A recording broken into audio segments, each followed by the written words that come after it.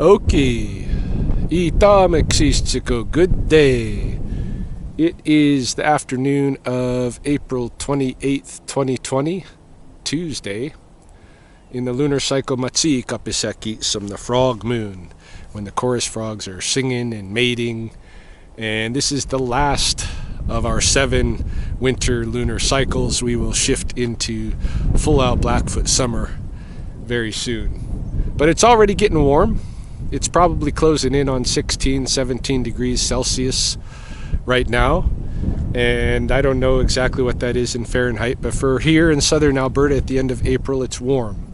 It's t-shirt weather, and that's nice. And it's been warm for a couple of weeks now. The snakes, as I've reported, have been out basking by their dens, and some of them are now on the move. Today, I thought we'd hopefully find some snakes, but what I wanted to do, it's April 28th, and to me April 28th is a special day because this is my younger brother's birthday, and so he is turning 45 today, Corey. So me and him are getting up there. This is my younger brother turning 45, so we're middle-aged, so to speak. And I know Corey would love to come on a snake hunt. And so I thought today I would come to this area here below the Heritage Heights because somewhere in here, I believe, there's a snake den. A snake den or two, housing in the winter rattlesnakes, garter snakes, and bull snakes. And there's a lot of evidence for that.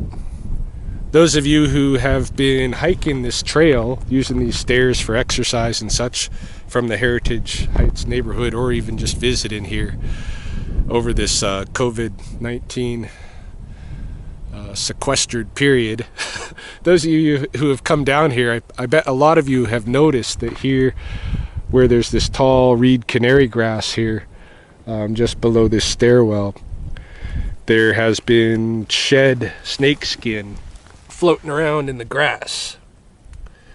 Now, hopefully this comes in clear on the camera. I can't see if it's focused right, but that you're looking at is shed rattlesnake belly right there. Prairie rattlesnake. So that alone is good evidence that we're in snake territory and can encounter a den at this time of year with snake occupants. I also know that at the end of last summer season, I video recorded a rattlesnake along the river path just down here, maybe more below Ridgewood than Heritage, or maybe kind of where they come together. There was a rattlesnake right there, but that's very close to here. Even yesterday at the, as you're going to learn, at the south end of Spokane, the Elizabeth Hall wetlands here, I encountered a wandering garter snake. That's not too far from this area here. And then 2 years ago, my phenology student Carol and I saw a neonate bull snake along the river trail just down here. And you only see neonates or newborn snakes very close to den areas. And so I have, I think a couple of times, I have kind of come out here and scoped along that ridge there looking for snake dens, because having seen that neonate so close, usually it's 50 or 100 meters before you find yourself a den. But it can be a little bit more, so it could be up here somewhere. In any case, I believe that between the high level bridge, the coulee rim, that ridge there where the old mine exploded, and the river trail, somewhere in this plot, in this area here, there is at least one snake den and maybe a couple. You know, it's unusual kind of for the rattlesnakes to den up with the bull snakes. but it could happen. You know, I've even seen frogs go into the hibernacula complex with the snakes. All animosities are off that time of year because you can't go in with a full belly. Otherwise, the food rots in your stomach as you brumate and you die from the toxicity. So, so all animosities or fabled animosities between rattlesnakes and bull snakes is off for that time of year if they go into the brumation. Now, when they come out, though, that's a different story. 2 days ago, somebody sent me a photograph of a 5-foot bull snake just up here on the coulee rim. Hey, forgot to add that piece of evidence. So a lot of different, streams of evidence pointing to this area as a snake denny place. I know my brother would love to go looking for a snake den with me. So that's how I'm going to celebrate his birthday today. I'm going to poke around here for an hour or two. And while I do so, I am going to talk to you about some of the things going on at Spoopikami, because as you'll remember, it has been, as of today, a full week since Spoopikami burned. And in that time, surprisingly, a lot of changes have occurred in that short week. Yesterday, I was fortunate enough to be able to kind of go out there and spend some time poking around, not once but twice. And this is something I kind of learned too that I want to pass on to my phenology students. If you're out there and you're trying to learn from the place, sometimes it's good to go around with another person. You got a couple of sets of eyes, and you have a different experience. And sometimes it's better to be alone. Sometimes it's good to hike along. Sometimes it's good to sit still. But I don't often try returning to a place twice in one day, and so that was it wasn't a totally new experience, but I paid attention to it yesterday. It was interesting what I saw in the second round compared to what I saw in the first round. So I poked around for probably 3 hours, even maybe even going on 4. I don't know. It was a while I was out there. Got a lot of good footage, but it was super windy. It was one of those winds where I'm just going to get a bunch of complaints if I tried to narrate as I was doing it. So I didn't narrate anything. I just caught footage, and I figured today, while I'm out here, while we're looking for snake dens, I would narrate about what happened yesterday and match it to the footage afterward, and so we would kind of get both missions accomplished. See, even this, can you see this? There's kind of a pathway here, right? Coming out down this way. Even this had potential of being a snake den, and it might even be. Hey, might even be. But let's see. Often, if it were to be a snake den, I would find cast, skin. This is kind of closed, isn't it? No, there's some opening still there, but it is a little bit filled. There are several other openings, though. Hey. Yeah. See, even these kind of things, doesn't take much to make a snake happy as far as entrance to a den goes. So yeah, I figure while I'm out here today poking around, I will narrate to you guys some of the things going on at the pond, and of course show you whatever interesting stuff I come across in my walk this afternoon. Well, I figure if I'm going to do this and have any chance of success, I better have some kind of strategy. So I'm going to start about this level, about this elevation, which I think is probably going to be the highest that I'm likely to find any snakes at. And I'm not going to come walk too close to the real beaten trails, because obviously if there was a snake den along those really beaten trails, people would know about it. I would know about it, but I don't. So it's going to be outside of those areas. I don't think it's likely to be underneath the bridge here anywhere, but I will check kind of these south facing anchors, you know, just in case. Those could be warmer areas, but most of what's under the bridge is shade for, you know, good parts of the day. This is why you have so much brush and such growing up under here, is because it's just got patches of shade moving across it all day long. So it's a little bit cooler. Probably not going to be where the snakes decide.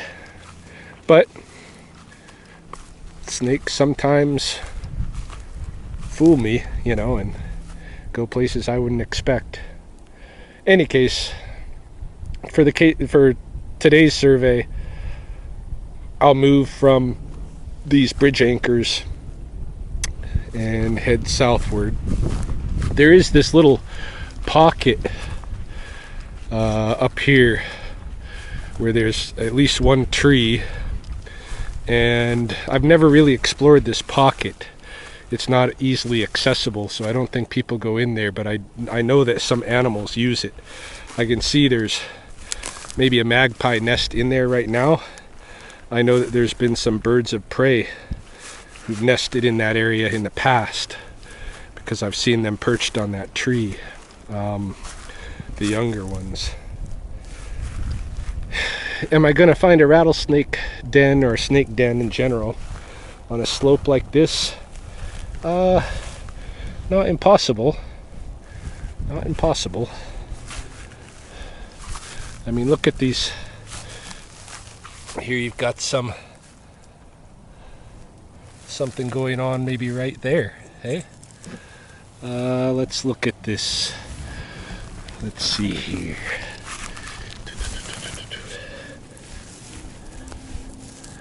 What is that? That's not snake skin. Okay. Huh. But all these little rodent holes here lend themselves to possibilities.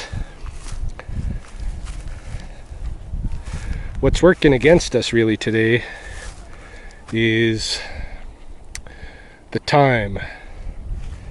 It's later in the afternoon than they typically bask if it's going to get warm, and it's getting fairly warm, you know, for us who have been acclimatized to the winter.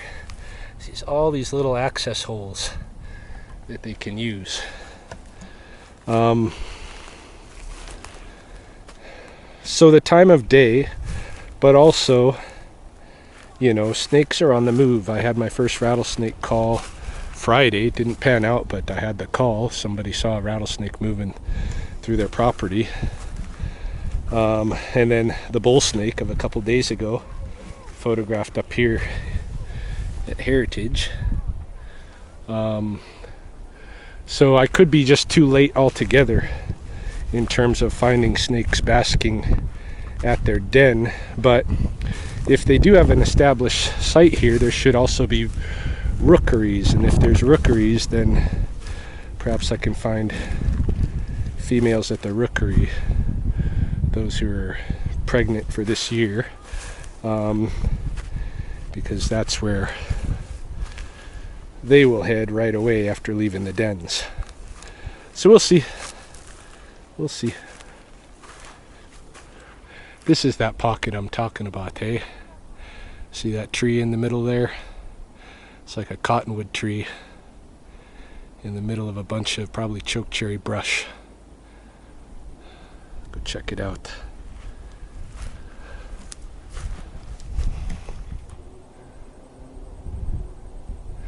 Well, I could actually use a pair of trimmers, but I think I'll let that one be, you know. It's kind of an offering of sorts, it seems. It's part of the soil that seems to have fallen down. I am just over here by the tree and bullberry shrubbery. I don't think it's likely we're going to find any snake dens in the brush here itself. All of this buckbrush and chokecherry and Saskatoon. This is kind of neat. The chokecherry here are, because it's very warm on this in this area, the chokecherry are leafing out, whereas they're not doing so down at the pond or in a lot of other areas that don't get this kind of heat.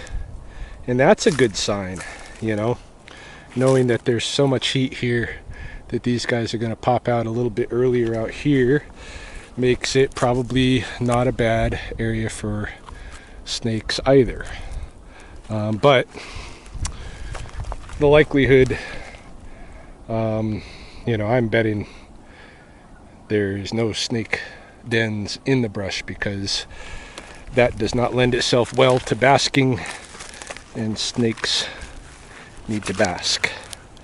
So we're just going to go a little ways in here, because I haven't been up here before and I want to explore it, and then we'll go back onto the open ledge and continue looking for snakes.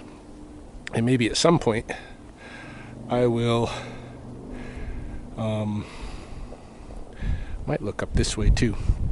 Maybe at some point I'll start telling you about the pond.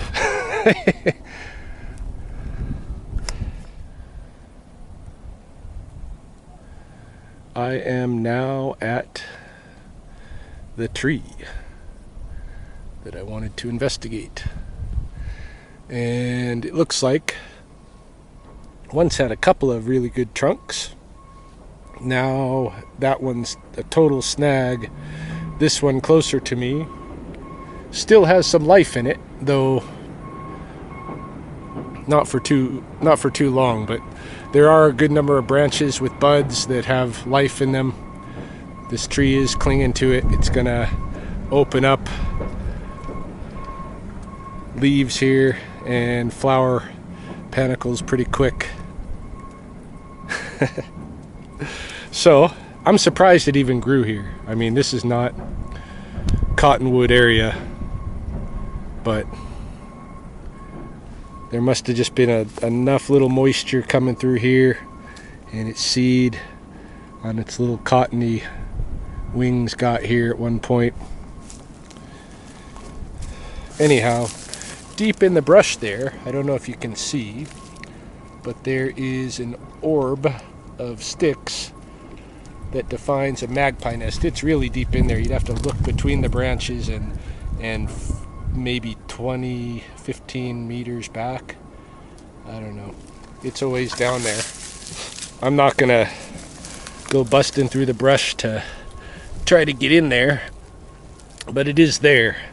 A magpie came in as I was headed this way, kind of with an alarmed look, and I think she's probably popped in the nest. I think that's Mama. So I'm just gonna let her be, of course. I'd get pretty tore up by the brush before I actually got into her. So let's go up this way and look a bit.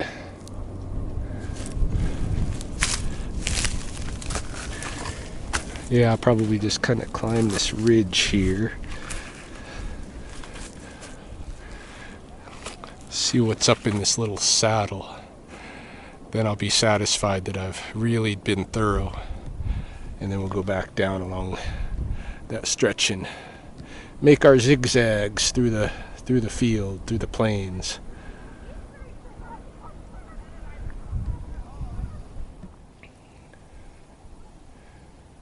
We are really up here now.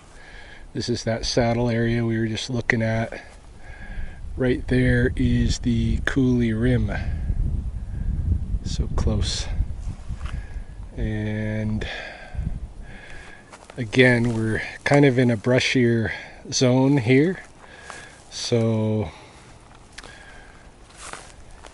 It's a little bit unlikely I'm gonna come into any rattlesnake den right here, but as we move onto this face of the slope, that's a different story, hey? From here out, anything goes in this open area. They need that basking territory, you know?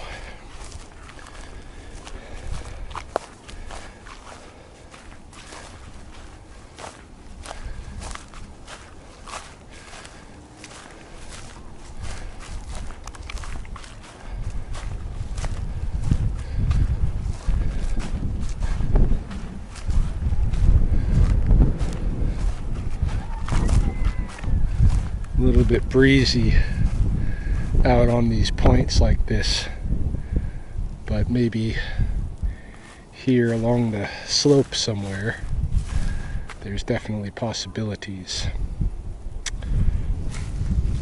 So let's talk about Spoopikimi.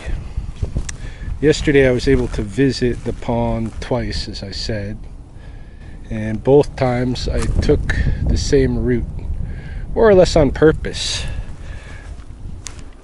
It was, you know, almost immediately on walking into the pond yesterday that the second time that I realized that there was going to be a different level of learning going on than what had occurred in the morning. Not because no learning had occurred in the morning. Carol and I did a pretty good investigation, but when you come having already seen what we saw in the morning and ready to see something else, it's a different story. So I was walking along, I was taking note of a lot of what was happening, and we noted some of these things in the morning too as well, Carol and I. But the wee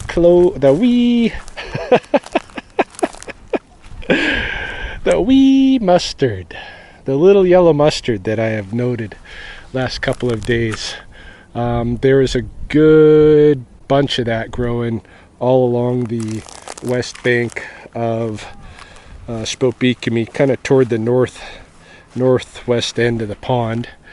And you could find it, you know, I've noticed it now all over the coulees. We'll no doubt run into it as I'm narrating here this afternoon several times if I wanted to point it out as many, but I'll point it out the first time we come on it, just so I can show you how quickly it's going to happen. Any case, a lot of that mustard there, and then a little bit further down the pond there was another kind of mustard, the lens-potted hoary cress, that just had started to shoot out from the ground. Their leaf stalks. So I haven't ever tried eating the smaller one, but the lens-potted hoary cress is a pretty good mustard vegetable. Check this out. Sorry, just blowing stuff off my arm. I'll be lucky if I don't get a tick today. Little yellow bell. Remember what I was saying in the video the other day? These little guys, there's so few of them, and they're really susceptible to, you know, any kind of like intrusion. If you pick them and you pick too many, their whole little community will die. And I've only just seen the one here today. What do we have here? There's a little, oh yeah, this is, I think, what's called 9-leaf desert parsley. Let me set down my snake pole here and get in on this guy. We have 3 different parsleys that grow in abundance on the coulee slopes here.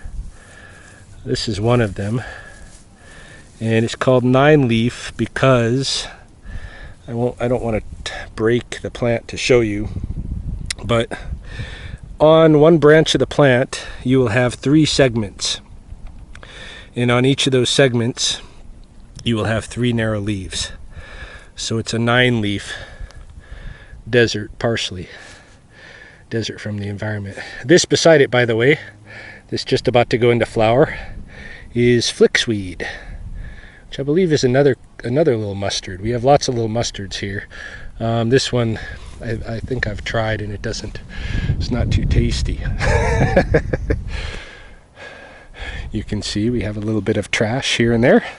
I don't know if they've done their annual coulee cleanup here, but usually there are a group of citizen volunteers that come out as the season commences and picks up all the garbage. Looks like they missed this little nook, but not surprising as it is a ways off trail. I don't think many people come in this area, which is why I would even bother looking here for a snake den. Ooh, what do we got going on here? This is interesting.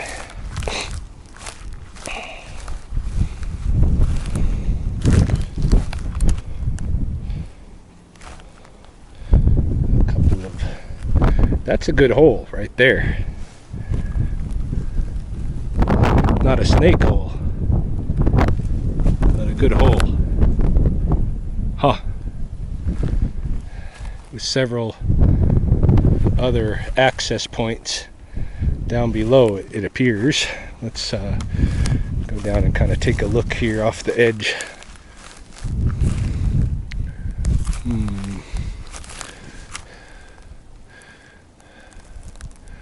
See, this has a little bit of potential. Kind of scope around, see if I can find any cast skins or anything. But it's not the most promising of sites, but at least it's something, a feature. Feature of the landscape. Anyway, we'll look at it here quickly and then return to Stories from Ryan's Pond. This is a bit less likely because it's just too subject to rapid erosion. You know, this slope is kind of coming down a little bit at a time here pretty quickly.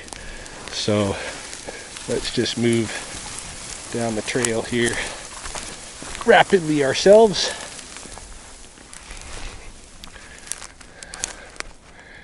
And connect back over here.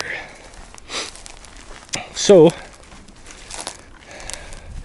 walking along that west length of the pond, once you come toward the south end of the pond where the wide pool is, right now, the widgeons seem to have, there might be one or two left, but the group seems to have gone, the American widgeons, who pass through but never kind of stay the season at the pond.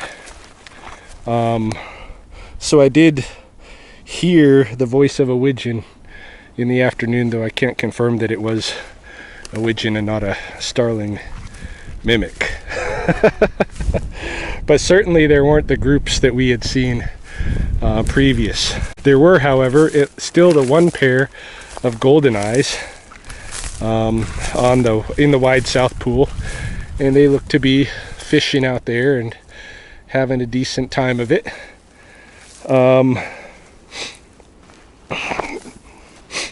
There are several geese on nests on the islands out there that are doing well. And yesterday in the afternoon, I noted the return of the tree swallows. They could be seen moving, you know, kind of doing their swallow thing over the waters of the wide south pool.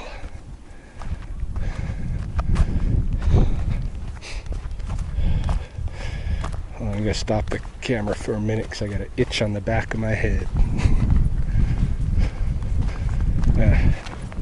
Went away. So, hey man. So, am I forgetting anything at the Wide South Pool? Not exactly, but in the brush above, I saw yesterday that the bullberry are really blooming now. So I went back in the bullberry thicket. In fact, the currants, the leaves of the golden, red, and black currants are popping out. Let's go look at that vent here real quick, where the steam comes out in the winter. This is an old coal mine from World War II. Exploded, I think, in 1942 here. There are men encaved in this mine still today, their bodies. And still today, there is heat, fire, smoldering going on. And so when it's very cold here, we can see steam venting up through here.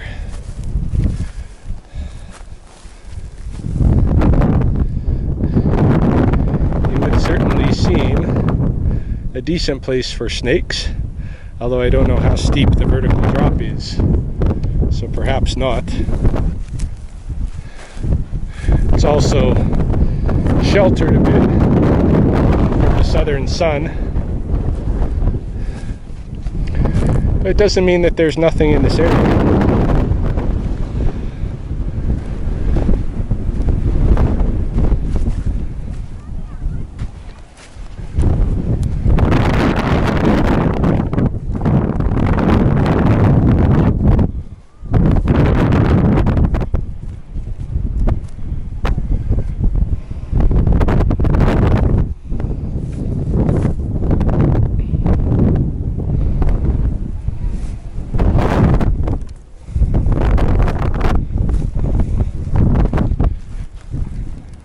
I realize the wind is pretty strong right here. Oh, this is a good place right here. It's a really good place. Though, I don't know that there's much evidence that anybody's been slithering on that soil. I don't think so.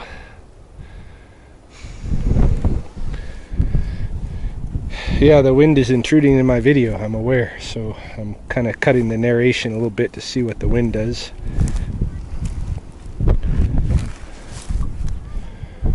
What were we talking about? The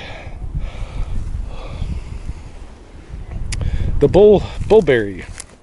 So I went into the bullberry patch, deeply into it, where the flowering was occurring, and typically when I do that, in that kind of flowering condition, I would find a gazillion honeybees at work. So many that the noise would just be honeybees all around me, buzzing. And that was not happening yesterday. I did come across couple of bees. I even came across a wasp,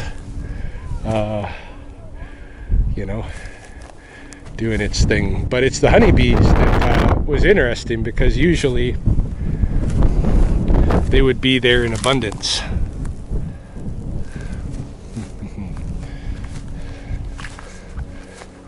Yeah, usually they would be there in abundance. So I don't know if that means that a hive was lost in the fire. I don't know if that's what it indicates or might suggest, but I never knew that there were any honeybee nests necessarily in the forest or on the wet meadows, so I don't know. I did one time, Mahoney and I were walking same year that it was the last year that the garter snakes denned at the bench, kind of looking, the bench by the Owlwood that overlooks the river there by the bridge. There used to be a snake den there, and the same year that the snakes decided to stop using that place, Mahoney and I had an experience where we had a swarm of honeybees move through us while we were kind of just starting to walk along the levee trail from that point. So there were wild hives. I know that they're across Bridge Drive, back on the private land there used to be honeybee hives. I don't know if I think last year they were still active, so I still saw a lot of bees out that way when I check on the snake dens in the area. But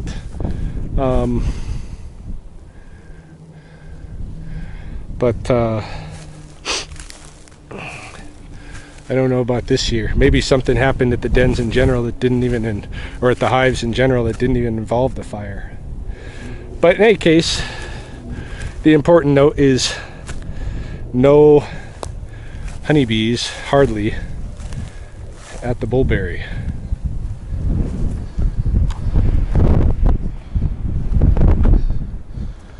That darn wind is picking up again. I know I said I would avoid established trails and such today, but I'm making an exception for this little segment of mountain bike trail because it is going to take me most directly down there to where I want to start picking up my search again.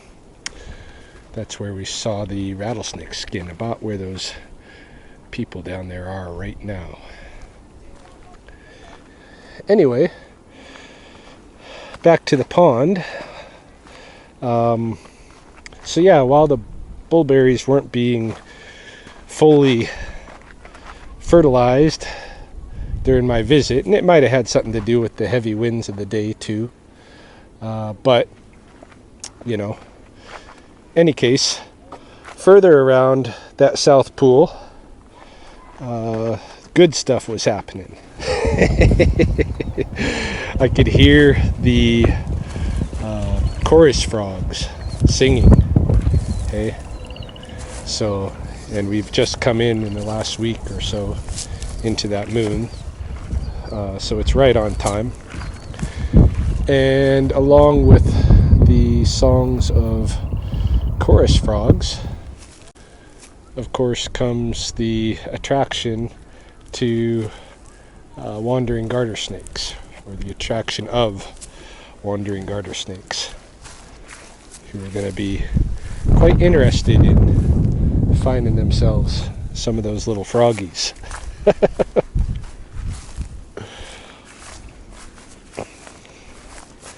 Yeah, look at this reed canary grass.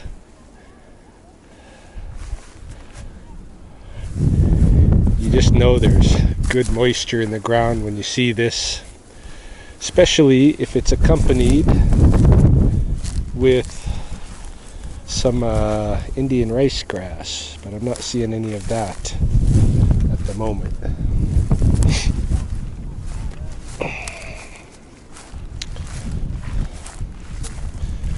Don't know.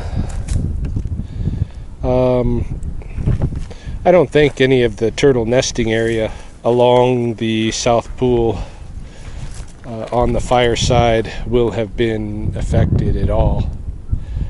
The baby turtles should have already escaped their winter nests and been in the water.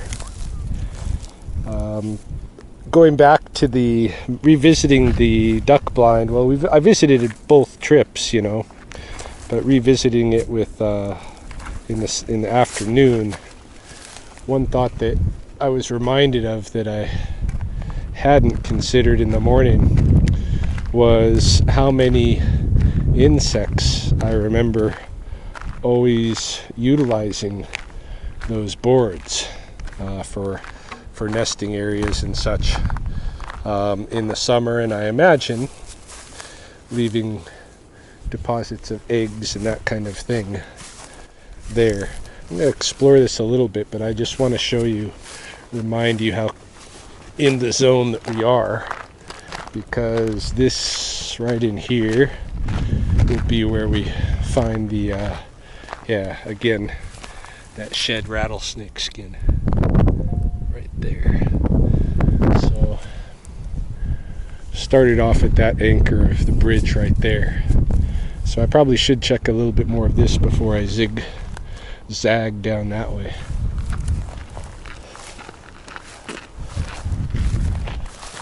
Off trail again.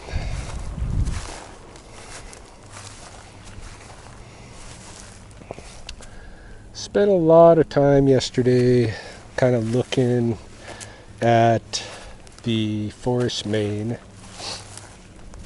and remembering what was all there. There had been a weird little juniper tree near to the hawk nest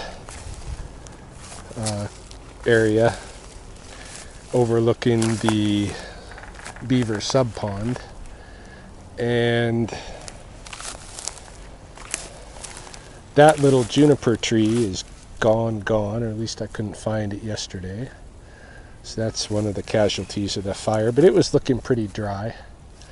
You know, it's not too surprising, and it's an odd place for it to be in the first place.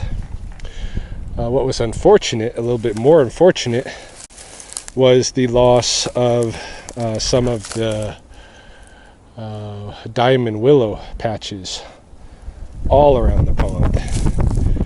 These are the areas where in previous seasons, especially last year, I watched sapsuckers working, and we had a resident pair of sapsuckers living and nesting at the forest last year.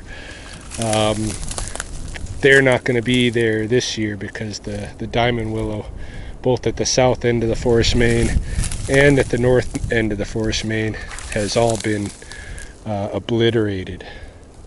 I will be surprised even, well, we'll see. You know, it's not like these plant species haven't evolved in this area, and I'm sure in the past, you know, there would have been wildly uncontrolled massive prairie fires, right? So it is not unusual that there should be a burn.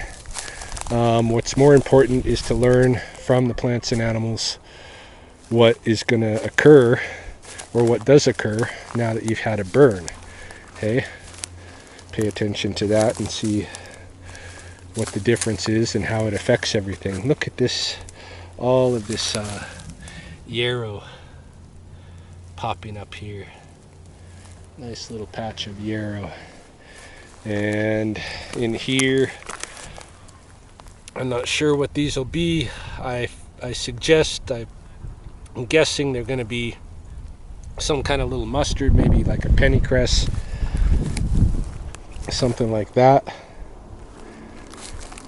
It's a little bit of a shady area to be hosting a rattlesnake den, but I'm checking just to be on the safe side. Look at this thatching ant hive right here in this old skunk brush sumac that looks to be pretty much dead for most of it. Over here,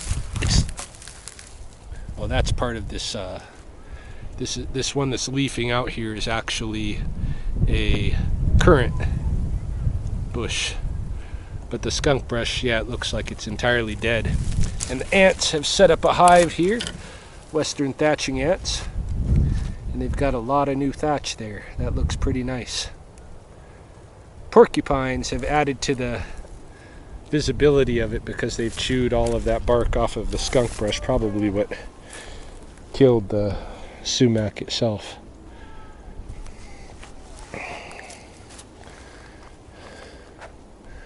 All right, not gonna find any snake dens right in here.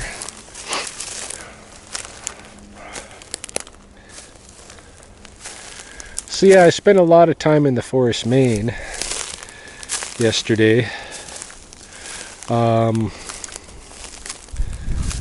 One of the things that I looked at, I was interested in learning whether or not, I might as well pause here really quick to show you this catnip budding out here. A little bit of catnip, and of course the absinthe that's been going on for a while. And here we see, indeed, it is a little mustard that's coming from these plants. Not sure if it's pennycress, but I think probably it is. Definitely a little mustard though. So yeah, I was interested in whether or not the, what would you call it, that chicken wire wrapping stuff that goes around the tree bases when they're trying to divert beavers from eating those trees. I wondered whether those became catch basins for litter material that would subject the trees to a more brutal burning at the base than the other trees who didn't have that chicken wire. So I looked for that, you know. I was looking at clusters of trees that were close together and had that chicken wire, and some with, some without, and comparing them, you know.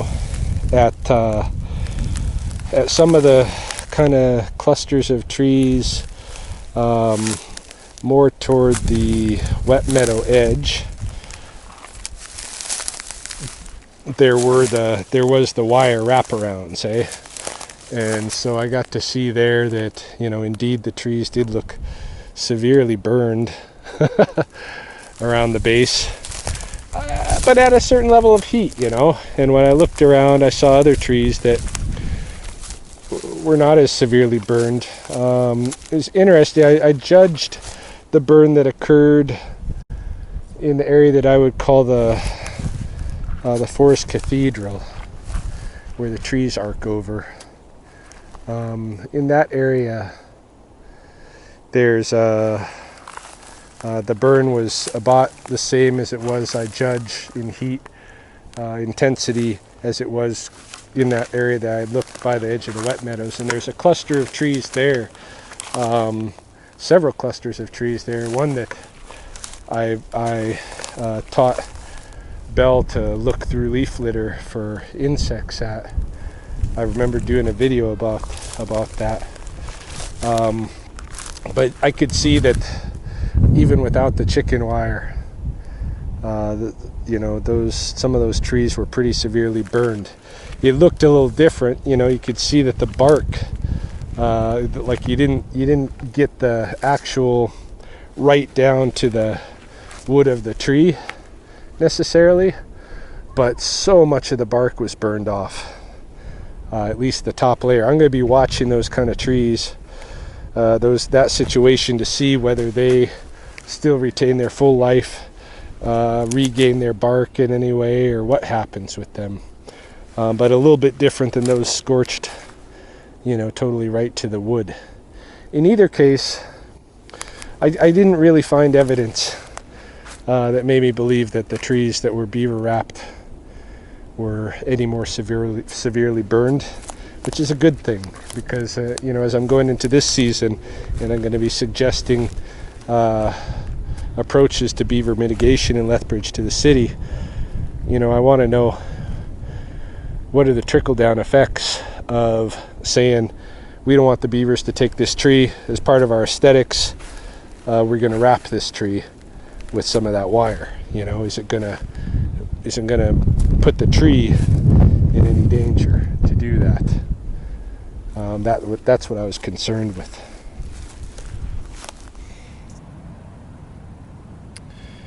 Ah, yes, I did say I would point out the wee mustard when I saw it, and here's some of it right here, beside a nice example of a ball cactus. Hopefully this is in focus. Get to see the ball cactus looking all thick and happy from the moisture and the new heat and coming back alive. Right over here we have a scarlet globe mallow coming out, just the early leaves. So yeah, there's a lot going on at this ground level. And in the forest main too, there's a lot going on. That was going to be a smooth transition, but I also want to point out we are here beside the next lower anchor to that one that we started at. So it is a good idea, I think, to check around the southern facing edge of these anchor points, because if there were any access below the anchor on the southern face here, it might be warm enough to house snakes, especially for rookery, hey? Although I prefer flat rocks. Oh, I see an interesting wasp over here. See if we can get there before the wasp goes away. There he is. Oh, yes. Oh. Oh. She's not interested in being filmed. Not surprised. Wasps generally don't like being filmed.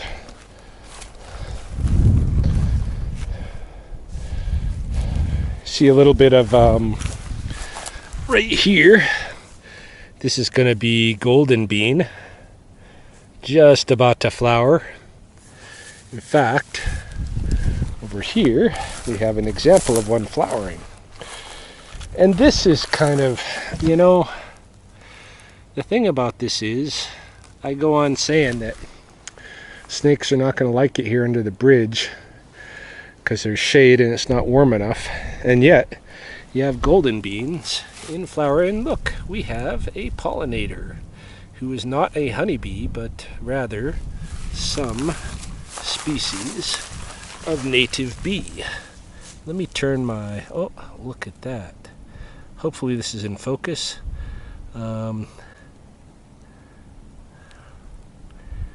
Geez, I hope so. It's a native bee. I'm not sure the species.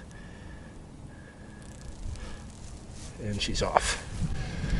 Bees, curiously, are much more interested in being filmed and photographed than wasps.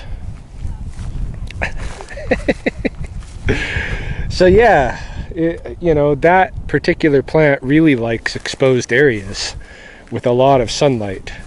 There is a few have started to flower at Spopikami, but really, like, the flowering of that plant is what the next lunar cycle is named after. So the last few years they have been starting to flower like this a little bit early.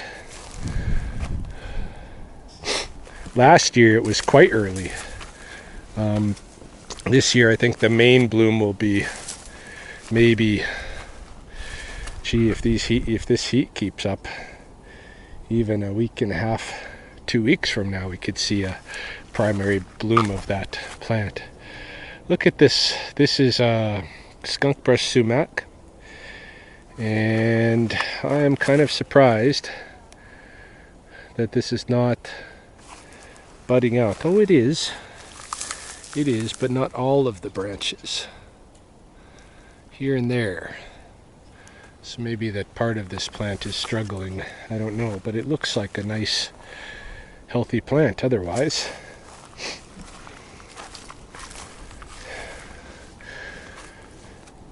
As I was saying,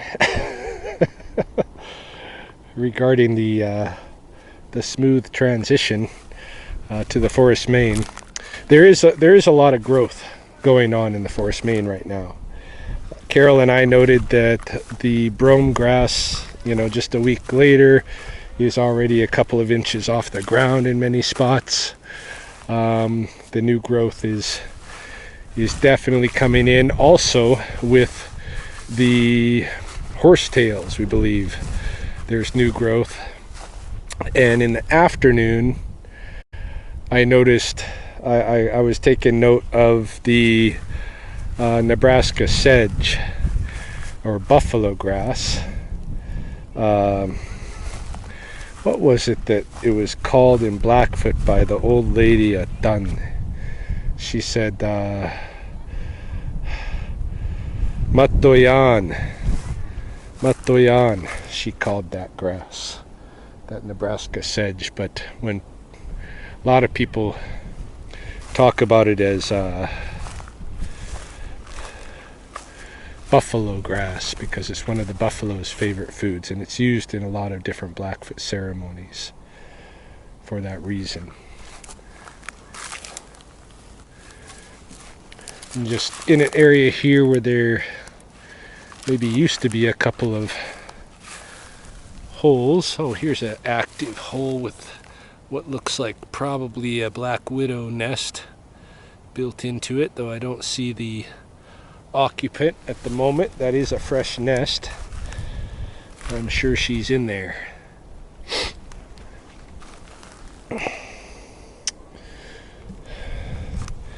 One of the cool things I was seeing on the forest floor were the first wind cast flower,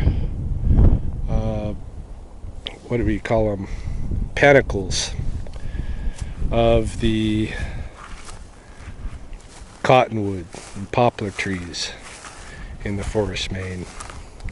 You know, those little red blotches of color on the burned landscape were very impressive and spoke to the bounce back that life is going to have there. And I fully appreciate that things are going to happen there. What I'm curious about is what's going to happen with the insects. And this was brought to my mind in the afternoon trip really clearly when I noticed that the goldenrod galls had been burned. And I know that those contain a lot of different larvae, especially wasp larvae. How goes it? Yeah, especially wasp larvae. So I don't know what it's going to do to the insects of the forest main this year, and what kind of a ricochet that will have on the bird population that we experienced there this season. I haven't seen a single yellow-headed blackbird show up yet. Oh, look at this! Is actually a very likely spot. Oh wait, I spoke too soon. This is filled.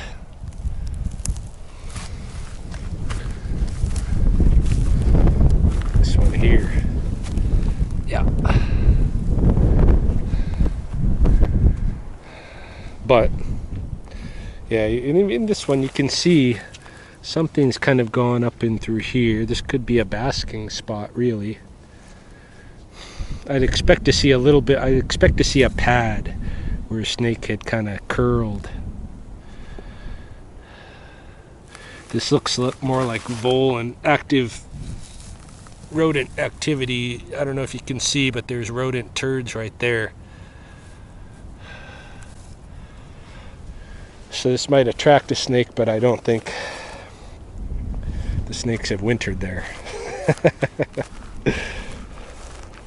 So we'll take it down an echelon. Coolies remain busy like I've never seen before. Even at Spopeakemi in the afternoon, the parking lot was just full of vehicles. Like, you never have that many vehicles there unless there's a race or something like that. And that's one of the legs of the race. But there's the old entry to the mine right there. The exploded 1942 coal mine. This place right here I thought was kind of interesting because there's several different rodent holes, entries. One right here, one right here, and one up this way. I guess 3 is not several, it's a few, but the one that interested me is this one here, because you see these kind of hollows like this and like this. That's pretty fishy if it's just some smaller rodents living there and not snakes. So it could be that that's somewhere someone has denned, and maybe I'm just too late to see them in the area, although I would still expect to find maybe some cast skins. But this is a very small entry. If it is a snake den, you know, it's probably not a lot of snakes there. Oh, look at this. I don't know if this will show up in the camera at all, because I probably would be better off using my iPhone, but there is a very small green grasshopper there in the dirt. Hopefully that is clear. Yeah, this has promise. I will, if I don't find other snake dens, or even if I do, maybe check this out again in the future.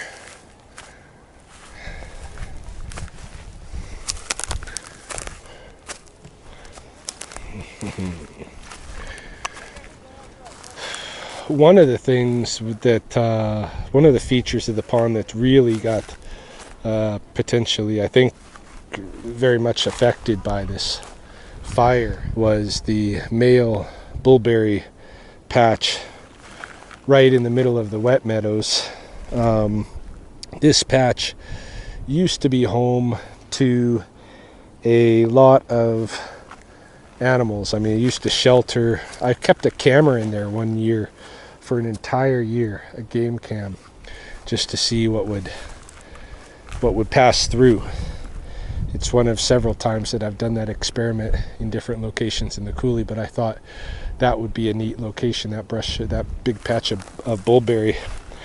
And the ones who used it the most were the deer and the pheasants, and the magpies. The magpies nested there as well. In fact, in my investigations with Carol in the morning, we noted the burned remains of at least 2 magpie nests on the ground there at that location. But yeah, but not just those, you know, deer and magpies and pheasants used it, but what I found was that most of the animals came through there. The beavers, the ducks, all the different species of ducks, the geese, they all brought their babies through there. When it was flooded, you get every single kind of like water species coming through there. Oh, what do we have here? Hold on. Pulling away back to the immediate environment. So I got a flowering here of a, what is this? What is this? I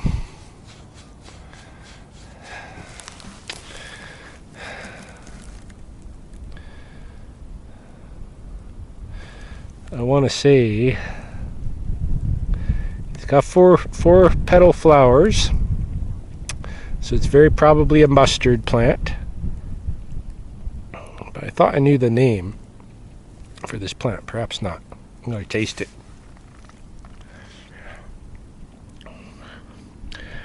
We have so many. Oh yeah, that's a mustard for sure. It's got a nice little spicy taste to it. Yeah. I'm gonna experiment with that. Take a twig home and see if the leaves keep that spice.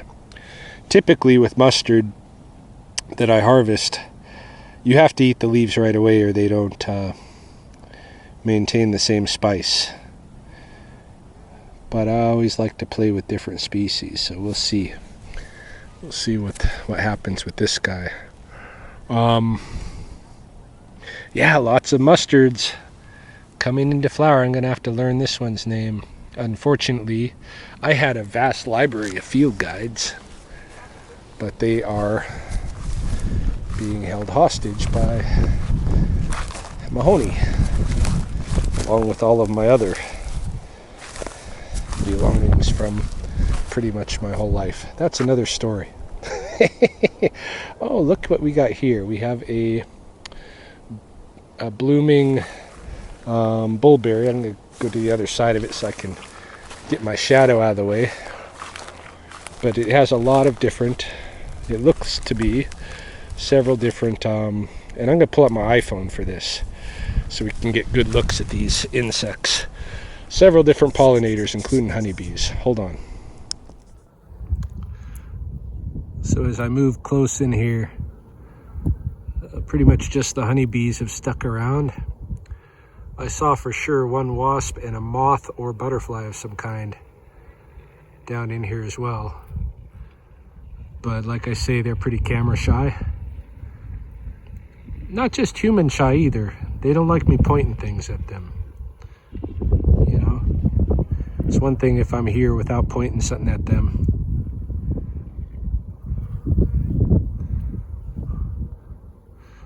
But the honeybees and bees in general seem to be a little bit less camera shy. Where'd everybody go? Oh, there's one brave soul down here. Yeah, I saw for sure a yellow jacket, a wasp. And like I say, a butterfly. I wish I would capture that, an image of that butterfly, but so I like to know who all the plants are connected to in terms, oh, look at the, over here, we have someone different. It's just, I think on the opposite side of this flower I'm trying to get in focus. This is a fly of some kind, pretty sure.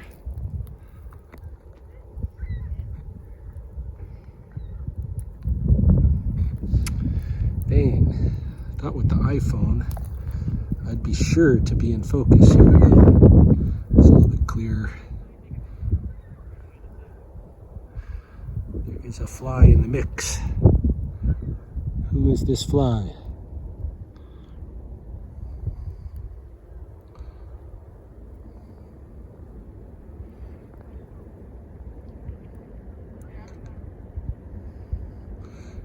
It's definitely letting me get as good a look as I can convince my phone to have. Very black color all around. Just collecting some, looks like he might even, is that a bee or is that a fly? That might even be a bee. Very fly looking bee. Looking at the eyes. See if I can get a, he's definitely collecting pollen under his wing there. Sorry, I'm trying to juggle looking with my naked eye and trying to get this thing in focus so you guys can see it. It's too out of focus. There we go.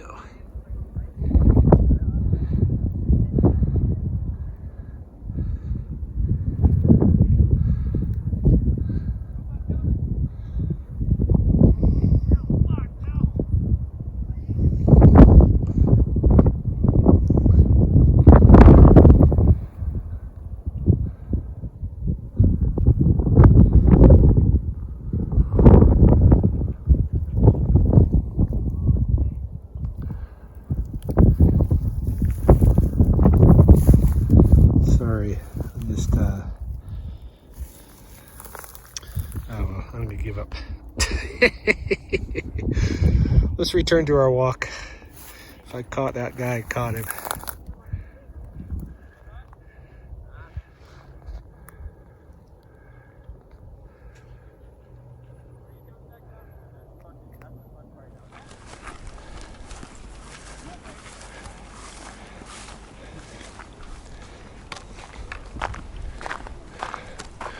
don't suspect the snake den is gonna, I don't even know if it's worth checking these anchors. Look at how much activity is here. Almost surely somebody would have reported a snake den before now if there was one in that vicinity there. How many crisscrossings of bikes and walking trails and such there are.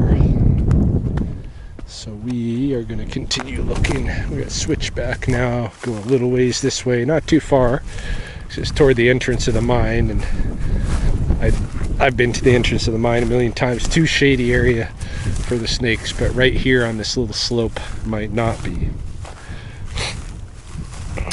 Back to the pond. Yeah, coot was out. Not sure how the blackbirds are going to be affected. There were still red-winged blackbirds around, though few of the males as yet. And given the limited territory that they have, maybe it'll stay that way. We'll see. Normally there are a lot of red-winged blackbird pairs there, and maybe a couple of yellow-headed blackbirds, but like I say, I haven't seen any yellow-headeds at all yet. And one or two of the males should already be there at least.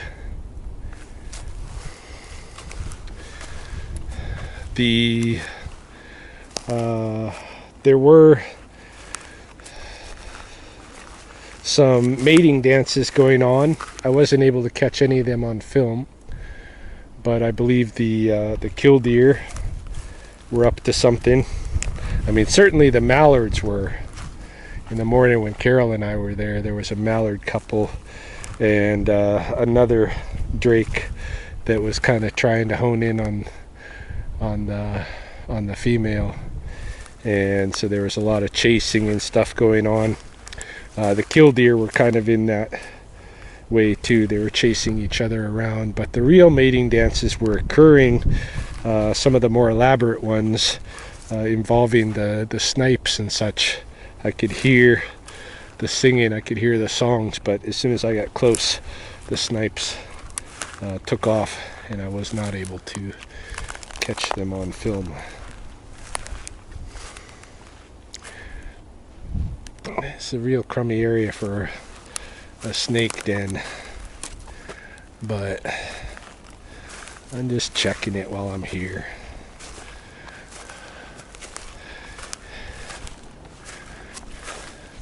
We may not find a snake today, and that is okay, because like they say, with fishing and herping, that's an interesting little hole there. Again, no obvious pads where any snakes have been basking though, so that's what makes a difference in my determinations. That, and if there's snakes present, you know, shed skins, etc. I just wonder how big I know there's a population of snakes in here. I just don't know how big it is. With some of the more established subdivisions here, I think the snakes that used to... See, snakes will leave the dens and the coulees and they'll go in all directions as the season commences. And they do so habitually.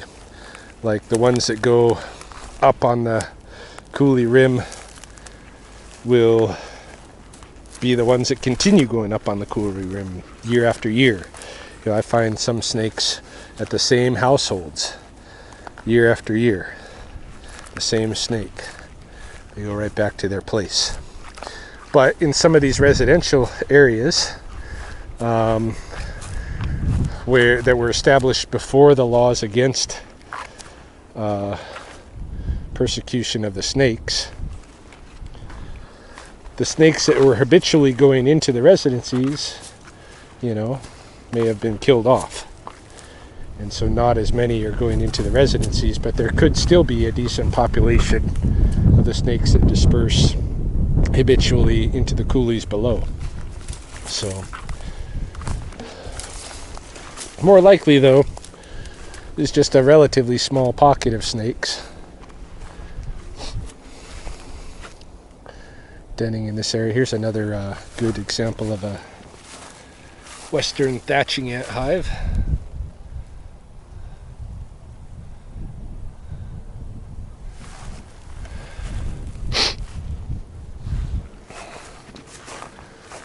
We will trudge on.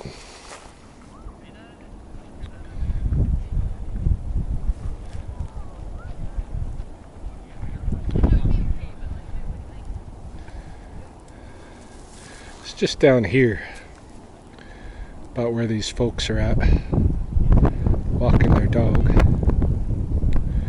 where Carol and I encountered a neonate bull snake, the one I was talking about at the beginning of the video, which would suggest a den complex or den complex very close by, somewhere on this ridge here, on this slope.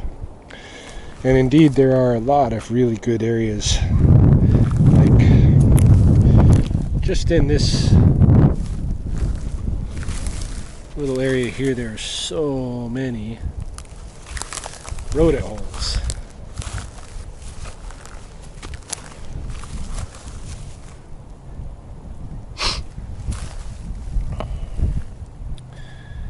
You know, this has a nice little basking spot.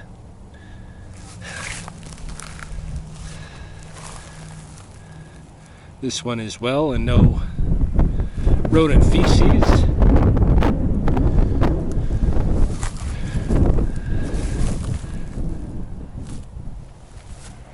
Any of these could have been utilized this winter by the snakes. Can't say that they were, though. No other evidence to suggest such other than there being a hole.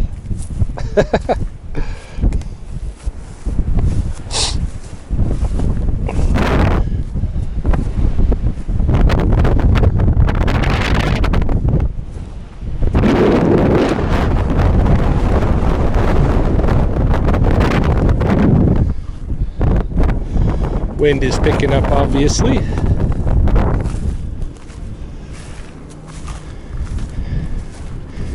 And I'm just going to go this way, I think, to the high level bridge, switch back, come along about maybe halfway down this slope, a little ways down it. And I will call that a snake hunt. And if I don't find any, all the better for the snakes, because they've been surviving here since 1870, which is the date that I set as the origin date for Lethbridge as a kind of European colonized multicultural center in Blackfoot territory. 1870. So ever since then, the snakes have managed to survive out here despite persecution. And of course, the west side has not been settled, so to speak. Look at that moss phlox. Settled, so to speak, for as long as the south side, north side have. But if these snakes didn't stay hidden, they'd have problems. If I'm unable to find anything, that just means that these guys really know their stuff. Oh! I'm disturbing the pheasants. Just checking out these anchors, or I'm going to here quick. But I did note there's a nice size badger hole. It's a hole too right here. It's a nice size badger hole here, kind of just beside this trail. And that wouldn't be a bad spot for rattlesnakes, although there's none present there today, as has been our experience throughout the tour here.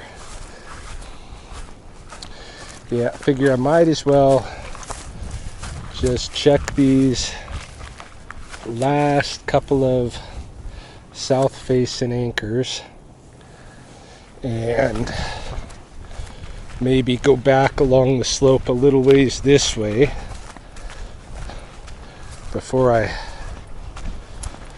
call a close to the day's herping. 53. I wonder if that means it was made in 1953 or if it's the 53rd anchor. I don't know.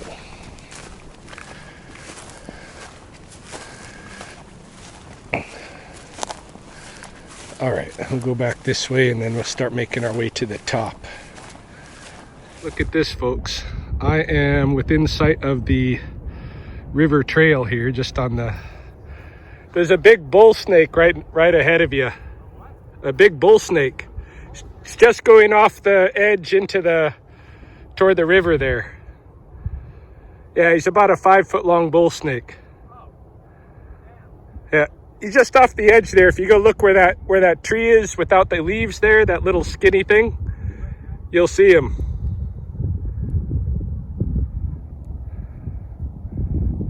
Go up a little further. He won't bite you. Yeah, a little further, about maybe 12 feet further ahead. Yeah, you see him?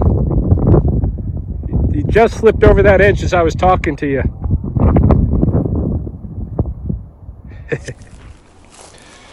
Yeah, so I decided to come down here right at the river edge and show those guys the clip of the video that I took from them so they could see I wasn't lying, there was a snake there, a fairly large snake, and this is a really good place actually for bull snake. They tend to like these kind of rocky areas along the river, especially areas where old concrete has been dumped, as it has right here.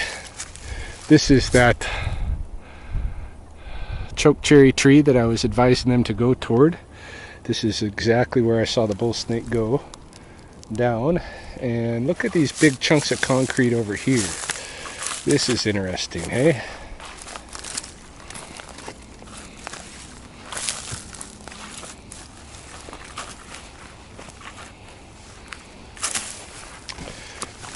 You know, these would be, this kind of concrete area is really good if they can find the right hole for rookery situations, and that could have been a pregnant female bull snake coming down here. I don't know if they're this, I gotta look into that, whether they kind of behave the same as rattlesnakes in that respect, because a rattlesnake female will head to her rookery site right at the beginning of the season and just kind of stay around there. I'm gonna find an easier way down, see if we can get below and check it out below. So maybe that bull snakes are the same. Bull snakes lay eggs rather than sticking around and giving live birth. So they may not stay around as long as the rattlesnakes, but they may go straight to the rookeries. I wouldn't doubt it. And this place gives me the impression of being a good rookery. Not only because we just saw a large bull snake headed down here, but also because that neonate that Carol and I saw, this was where it was coming from. Whoa. Getting down to the river the quick and fast way.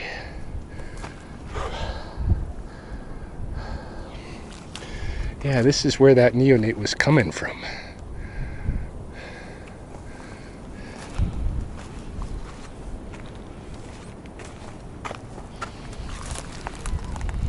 It's a little hole like this going under any of these big boulders.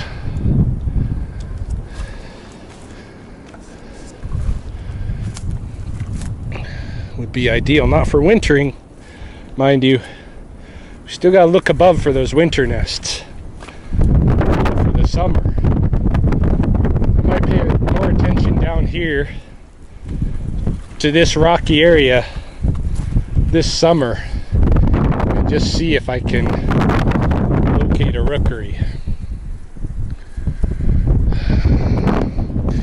All right, let's climb back up on that ridge. Okay, here we are back on track, up on the ridge, or the part of the ridge I was exploring for dens before I saw that snake over there. I know that this video is becoming long. We've now seen at least a bull snake, so perhaps we'll leave it at that. I don't know, I'm just going to continue along this ledge and then what is this? Oh, that's just a stick. Now that I've seen the one snake, I'm starting to look around. But that's good evidence for the notion that there's a bull snake den, like right in here where I'm walking. And you know, I've never even seen the bull snakes at their dens here. I only ever find them when they're on the move or somebody calls me to them and what have you. Rattlesnake dens and garter snake dens are a bit easier to find, but I'm not surprised that it's been kind of a dud. You know, as I was saying before, there's several factors against us today, and yeah, you know, what else can I say?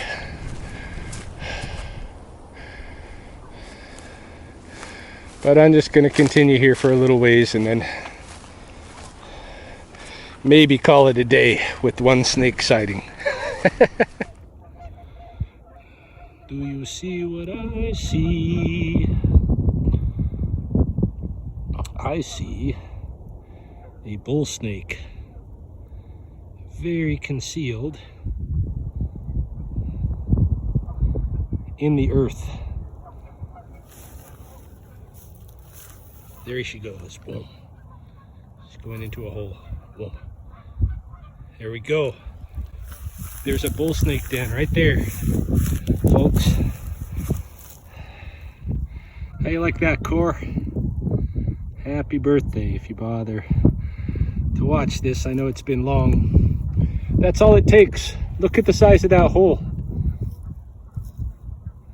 compared to my snake stick. And you seen the snake that went in there. That's a bull snake den. Enough of a hole for a den right there. That's a little tiny place in Avascooly. I don't think I'm in any danger of anybody finding it, even though I've just shown the location. But that's cool. Let us proceed. Okay, so I've walked the length of that ridge or that slope there without any further snake encounters, and I think I'm happy for the day. Haven't found a bull snake den. That is really my first that I've seen a bull snake going into a den like that. So I'm going to be revisiting that spot many times in the future to confirm its denness and to return snakes, because I get often like calls from, not often, but once or twice a summer from the golf course, par 3, and it's usually a bull snake. This is obviously where they're coming from. So there you have it, Heritage Heights. You do have a little bull snake population and rattlesnakes and garter snakes, even though we didn't see the latter. But I'm gonna hike back up, and I've got to go get some groceries and meet up with Chelsea and the kids for some din-din. So sorry the video was so long, but that's what it takes to be a successful herper at times. And I'm glad that I saw a snake at least to have adequately celebrated my brother's birthday. I don't know, maybe I'll take that bike path up.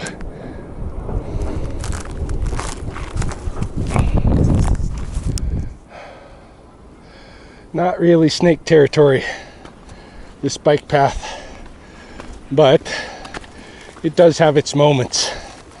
It's little offshoots, it's little grassy areas right up here. You know, I think we kind of poked around earlier. This grass looked like a promising area.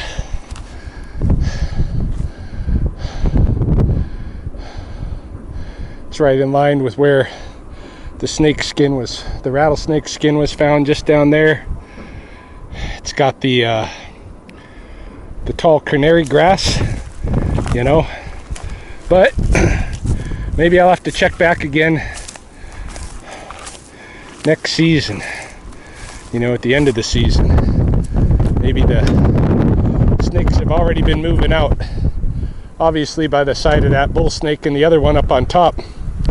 Those guys have been moving out. So, whew. It's been an interesting day. Thanks for joining me. Goodness sakes, I found a snake den.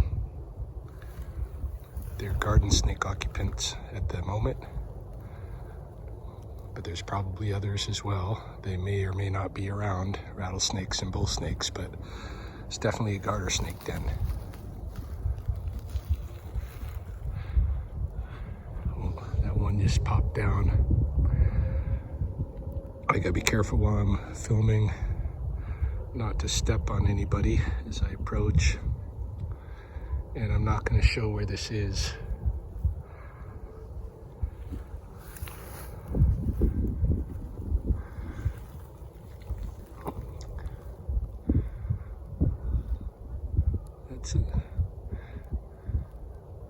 That looks like, is that a plains garter snake right there? Or a wandering? Try to get closer. There are several, it looks different. No, it's a wandering garter snake. There's several entrances right in here that are probably used by different snakes. But there you see, oh, I don't know if you, oh, I didn't catch him. There was a little garter snake peeking out there. I'm gonna put my camera up on a tripod, leave it here, and after I scout around, because there still might be entrances where there are rattlesnakes too, and or bull snakes.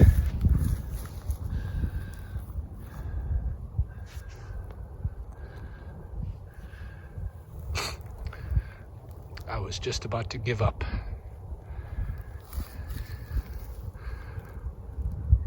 But here we are. Happy birthday, Core. A snake den.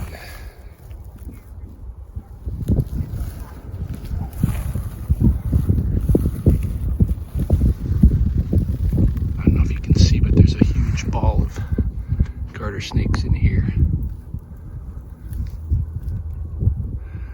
Just mating. Big mating ball. I don't want to reach in there because there can be other species too.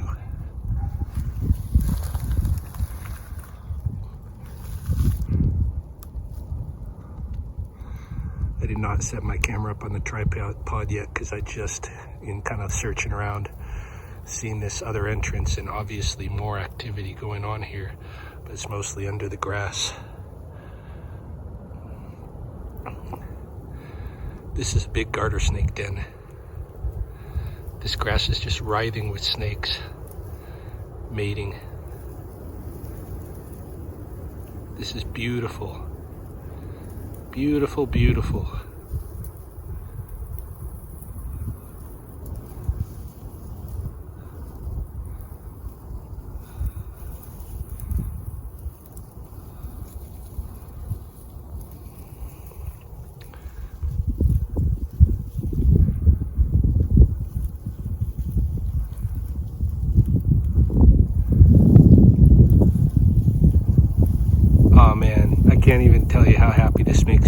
this.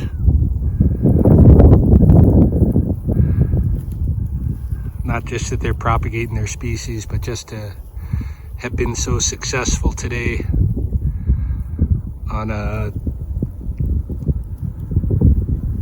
investigation where I thought it was gonna flop, but this is so not a flop.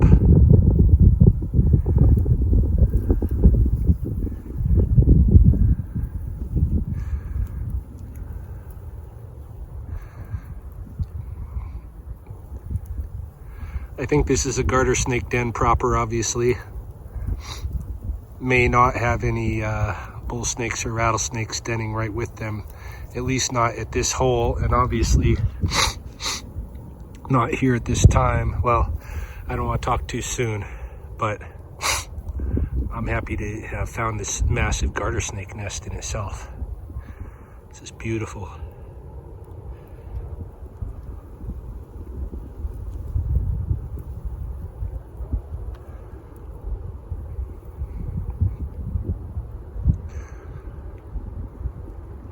These are all wandering garter snakes, by the way.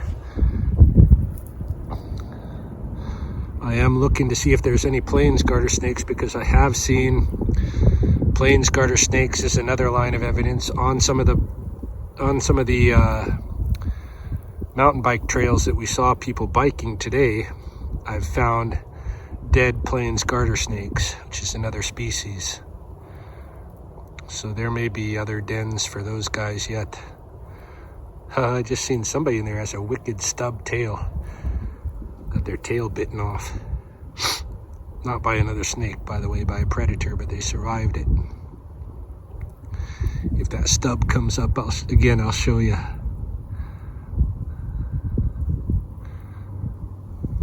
It stopped the film and take a couple of pictures, but this is pretty awesome.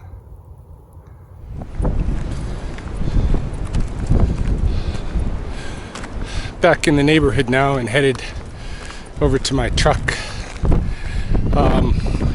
But that was pretty cool. So obviously the bull snakes are denning separately from the garter snakes there, probably separately from the rattlesnakes there as well. And so I have yet to find any of the prairie rattlesnake dens in that area, but they're there. They're there. 2 species out of 4. There's 2 different garter snake species here. 2 out of 4. It's not bad for a day's work figuring out where they're staying. In fact, that's pretty damn good.